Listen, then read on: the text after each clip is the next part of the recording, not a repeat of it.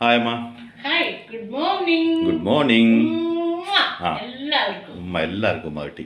പിന്നെ എനിക്കൊരു കാര്യം പറയാനുള്ളത് എന്തറിയോ? എന്താ? അതെ, നമ്മുടെ കുടുംബത്തിൽ ഉണ്ടല്ലോ ഒരു മറിയം ജോർജ്. ഞാൻ അവരെ ചേച്ചിക്കുട്ടീനെ വിളിക്കട്ടോ, പേരൊന്നും വിളിക്കാൻ പാടില്ല എനിക്ക്.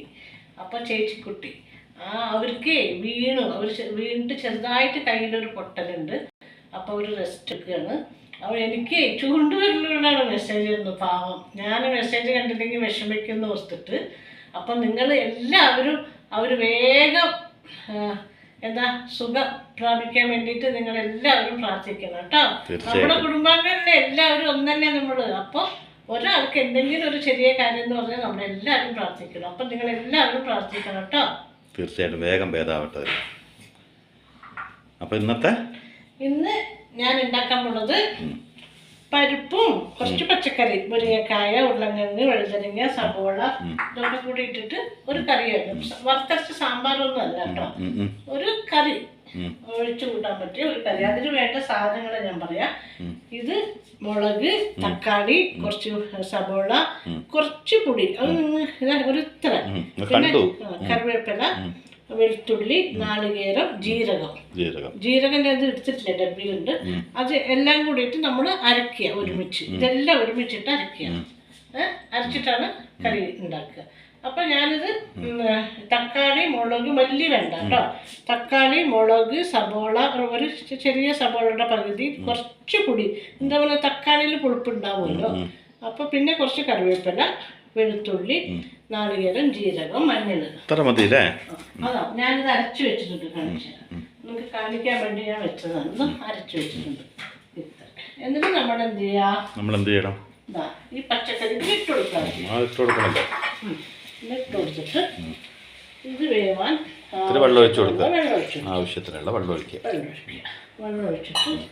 നമുക്ക് ഇത്തിരി ഉപ്പിട്ട് കൊടുക്കാം. ആവശ്യത്തിനുള്ള ഉപ്പ്. എന്നിട്ട് നമ്മൾ അടച്ചു വെക്കാം. ഒരു പകുതി വേവാകുമ്പോൾ നമുക്ക് അരപ്പിട്ട് കൊടുക്കാം.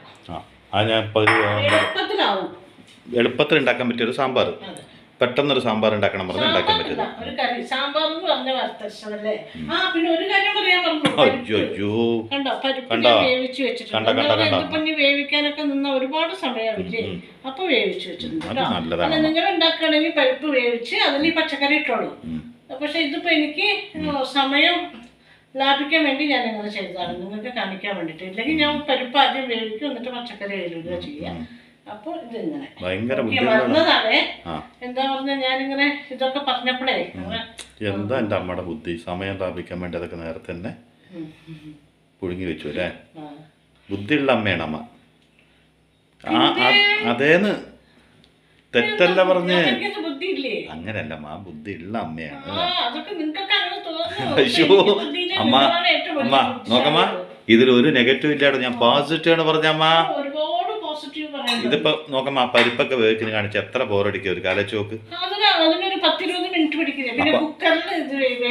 അമ്മ പോസിറ്റീവ്നെസ് പറയുമ്പോ അത് അതേപോലെ സ്വീകരിക്കുമ്പോ എന്തിനായാലും നെഗറ്റീവ് കണ്ടുപിടിക്കണത്? നമ്മൾ ഈ കുക്കറിൽ എളുപ്പത്തിൽ ഒരു വിഷയം അടിച്ചിട്ട് അങ്ങോട്ട് വെക്കാം. പക്ഷെ അത് അതിനേക്കാളും സ്വാദ് ഇങ്ങനെ വെക്കാം. പക്ഷെ അപ്പോഴും ഞാൻ ചോദിക്കണത്, നമ്മൾ എന്തെങ്കിലും ഒരു സാധനം വെക്കില്ലേ, അപ്പൊ നമ്മൾ തന്നെ എന്തിനാ വിസിലടിക്കണേ? അത് നന്നായ ബാക്കിയുള്ള ആൾക്കാരെ കണ്ട് വിസിലടിക്കണം. അതെ അമ്മ, അതെനിക്ക് മനസ്സിലായി. ഞാൻ ചോദിച്ചത് അമ്മയ്ക്ക് മനസ്സിലായില്ല. പക്ഷേ അതിനേക്കാളും സ്വാദ് ഇങ്ങനെ വെക്കുമ്പോഴാണ്. മനസ്സിലായി അമ്മ. ഞാൻ ചോദിച്ചത് എന്താ അറിയോ, എന്തിനാണ് നിങ്ങൾ തന്നെ കുക്കറിൽ ഒരു സാധനം വെച്ചിട്ട് വിസിലടിക്കണത്? കുക്കറിന്റെ വിസില്. അയ്യോ, ഞാൻ വിചാരിച്ചു അമ്മ എന്തോന്ന് വെച്ചിട്ട് അമ്മ എന്നെ വിസിലടിക്കേണ്ടത്. അങ്ങനെ പാടില്ല. നമ്മളെ തന്നെ വിസിലടിക്കരുത്. നമ്മുടെ എന്തെങ്കിലും നല്ലത് കണ്ടിട്ട് വേറെ ആരെങ്കിലും വിസിലടിക്കണം. മനസ്സിലായില്ലേ? പോവില്ല. ഇന്ന് അടി കൊള്ളുന്ന ഉറപ്പാണ്. പക്ഷെ വീഡിയോ കഴിച്ചിട്ടാണ് തന്നെ. ഏതാണ്ട് ദിവസമൊക്കെ കൊള്ളുന്നുണ്ട്. പിന്നെന്തപ്പം മറച്ചു വയ്ക്കണം അമ്മ. എന്തിനാ അങ്ങനെയൊക്കെ നാളെ പറയണത് തല്ലാത്ത പോലെ. അമ്മ അതൊക്കെ ഭയങ്കര മോശമാണ് കേട്ടോ. ഇത്രയും വലിയ മക്കളെ ഒന്നും ഇങ്ങനെ തല്ലരുത്. തലയ്ക്ക് തല്ലരുത് അമ്മ, ബുദ്ധി ഇതായി പോകും. അമ്മ ഇവിടുന്നല്ലേ ഈ ബുദ്ധിയൊക്കെ ഒതുക്കിയത്. ഇവിടെ തല്ലിയിട്ട് ഒരു മുഴ വന്നിട്ടുണ്ടോ എന്നൊരു സംശയമുണ്ട്. അവസാനം ബുദ്ധിയില്ലാത്ത കുട്ടിയായി മാറും കേട്ടോ.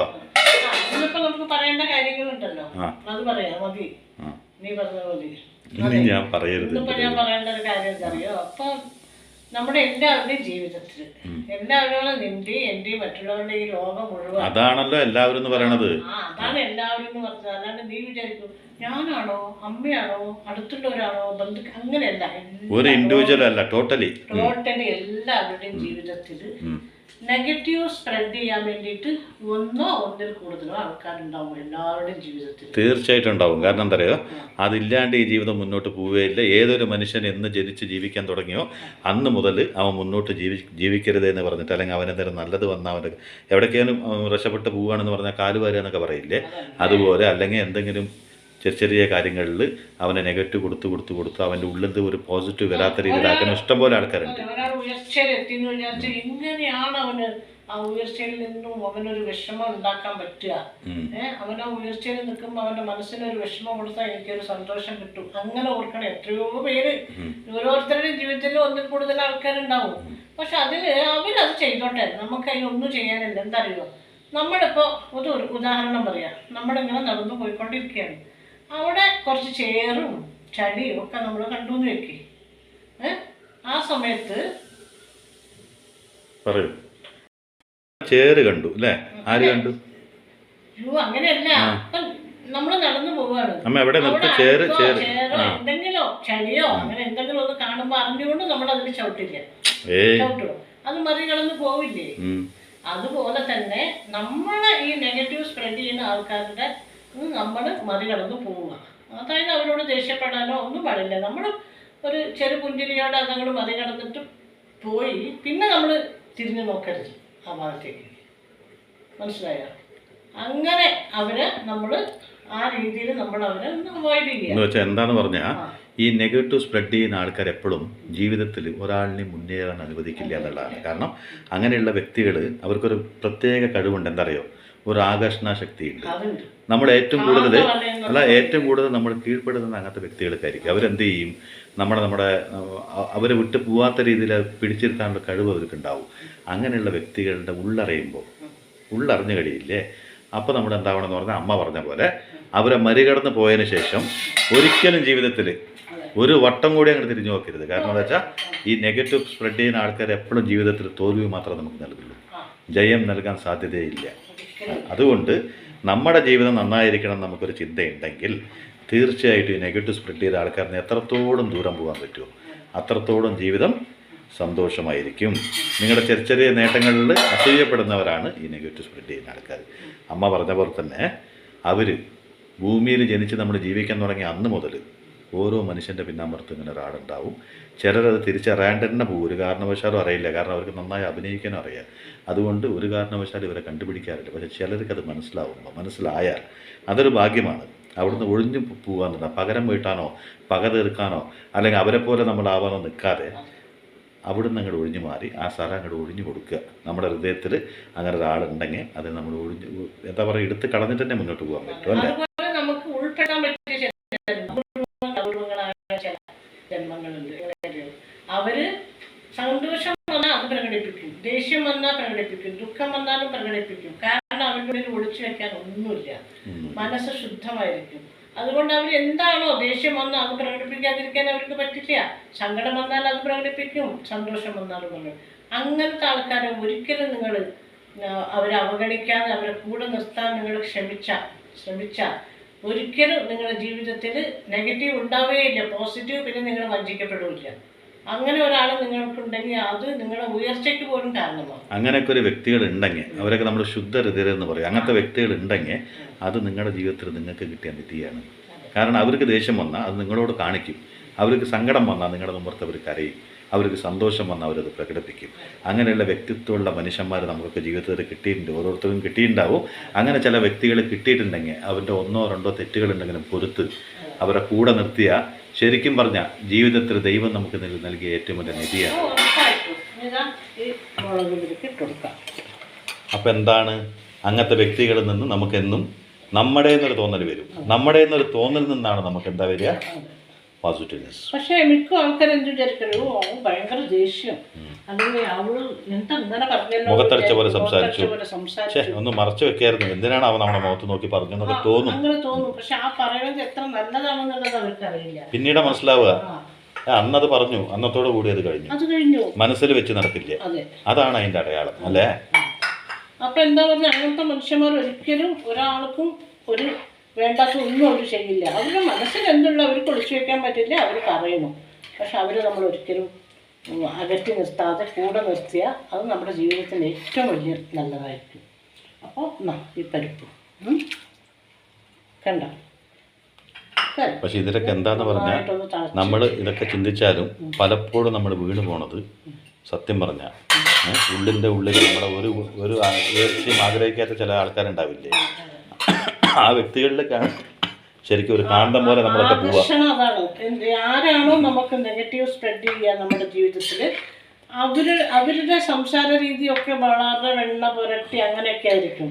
അപ്പൊ നമ്മളെന്താ പറഞ്ഞാൽ അതിന് വീണു പോകും, അതൊരു കാന്തമാണ്. തീർച്ചയായിട്ടും. പക്ഷെ നമ്മൾ ഈ പറഞ്ഞ രണ്ടാമത്തെ അത് നിധി പോലെ സൂക്ഷിക്കേണ്ട ആൾക്കാരില്ലേ, അവർ കൊഞ്ഞ് മറച്ചു വെക്കാനും ഒളിച്ചു വെക്കാനും ആകർഷണമായി നമ്മളെ കീഴ്പ്പെടുത്താനൊന്നും ഉള്ള ഒരു കഴിവും ഉണ്ടാവില്ല. പക്ഷെ അങ്ങനത്തെവരൊക്കെ നമ്മൾ പെട്ടെന്ന് ഒരു നിസ്സാരക്കാരായിട്ട് കണ്ടിട്ട് നമ്മൾ ചിലപ്പോൾ അവരൊന്നും അത്ര മൈൻഡ് ചെയ്യാറില്ല.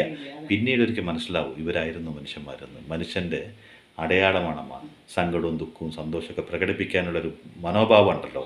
അത് ഇപ്പോൾ ഒരാൾ നമ്മുടെ മുമ്പത്ത് വന്ന് കരയുണ്ടെങ്കിൽ അത് കരയുന്നതൊരു മോശപ്പെട്ട കാര്യമല്ലേ. അപ്പോൾ ആ കരച്ചൽ, ആ സങ്കടം പങ്കുവെക്കുന്നുണ്ടെങ്കിൽ സത്യം പറഞ്ഞാൽ നിങ്ങളോടുള്ള വിശ്വാസം കൊണ്ടാണ്. അപ്പോൾ ആരാണ് ആ വ്യക്തി? നിങ്ങളെ വിശ്വസിക്കുന്ന വ്യക്തി.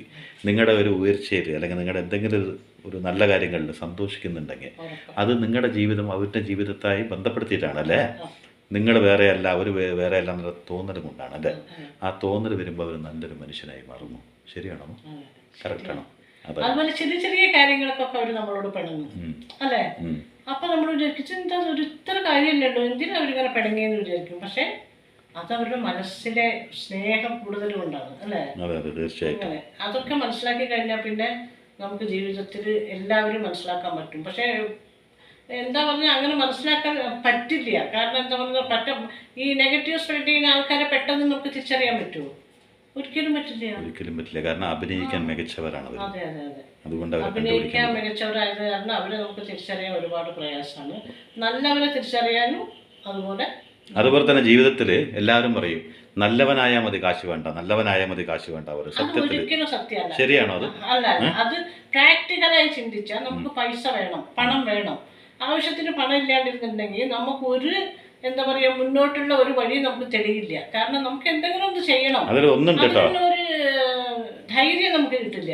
നമ്മുടെ കയ്യിൽ പണം ഉണ്ടെന്ന് പറഞ്ഞാൽ നമുക്ക് ഇന്നത് നമുക്ക് ചെയ്യാം, ഇത് നമുക്ക് ചെയ്യാം എന്നുള്ളൊരു ധൈര്യം, മുന്നോട്ടുള്ള വഴി തെളിഞ്ഞു കിട്ടും. പക്ഷെ ഒന്നുമില്ലാതെ എൻ്റെ മനസ്സ് നല്ലതാണെന്നും പറഞ്ഞിട്ട് ഇരുന്നുകൊണ്ട് നമുക്കൊന്നും സാധിക്കാൻ പറ്റില്ല. ഒരു മനുഷ്യൻ സഹായത്തിനും ഉണ്ടാവില്ല.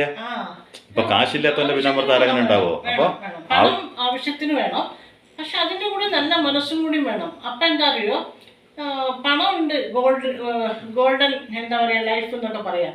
പക്ഷെ അതിന്റെ കൂടെ നമ്മൾ നല്ല മനസ്സും കൂടി ആകുമ്പോഴോ 916 അതന്നെ. അപ്പൊ എന്താന്ന് പറഞ്ഞാ തീരെ പണം ഇല്ലാണ്ട് ഒരു നല്ല മനുഷ്യനായെന്ന് വെച്ചോളൂ, ഒരു മനുഷ്യൻ ഞങ്ങളുടെ ഒപ്പം സഹായിക്കാൻ നിൽക്കില്ല. കാരണം പണം ഇല്ലാത്തവൻ്റെ ഒപ്പം പണം കൂടി ഉണ്ടാവില്ല എന്ന് പറയും കേട്ടിട്ടുണ്ട്. ശവം കൂടി അവൻ്റെ ഒപ്പം നിൽക്കില്ല. അത് കാരണം അത്യാവശ്യം പൈസ വേണം. ഇനിയിപ്പോൾ ഒരു മനുഷ്യന് നമ്മുടെ ഒപ്പം ഇല്ലെങ്കിലും പെട്ടിരിയത്തിൽ പൈസ ഉണ്ടെങ്കിൽ ആ പൈസ നമ്മളോട് വീണ്ടും വീണ്ടും പറയും നിനക്ക് അത് നേടാൻ കഴിയും, ഇത് നേടാൻ കഴിയും, ഞാനുണ്ട്, നീ മുന്നോട്ട് പൊക്കോ എന്ന് പറയും. ആ പൈസ പെട്ടിയിലുള്ളത് കൊണ്ട് മാത്രം നമ്മുടെ ചുറ്റം കുറെ ആൾക്കാരും വന്നു കൂടും. അങ്ങനെ ഒരു പവർ ഈ പൈസക്ക് ഉള്ളത് കൊണ്ട് ആഗ്രഹങ്ങൾ നേടിയെടുക്കാൻ പൈസ എന്ന് പറഞ്ഞൊരു പവർ നമ്മുടെ ഒപ്പം ഉണ്ടെങ്കിൽ മാത്രമേ നടക്കുള്ളൂ എന്നത് സത്യമാണ്, പ്രാക്ടിക്കലി സത്യമാണ്. അമ്മ പറഞ്ഞ പോലെ തന്നെ നല്ല ഗുണമുള്ളവന് ഗോൾഡിന് തുല്യമാണെങ്കിൽ പണവും ഗുണവും രണ്ടും നിറഞ്ഞവൻ 916 ഗോൾഡ് പോലെയാണ്. ഇതെന്താ സ്വർണ്ണക്കടയുടെ പരസ്യമായിരുന്നോ? അങ്ങനെയാണ് ജീവിതം അല്ലേ. എല്ലാം വേണം, അതിന്റെ കൂടെ നല്ല മനസ്സും കൂടി ഉണ്ടെങ്കിൽ ഞാൻ പറഞ്ഞത് 916 ആണ്. ഞാനും അതന്നെയാണ് പറഞ്ഞത്.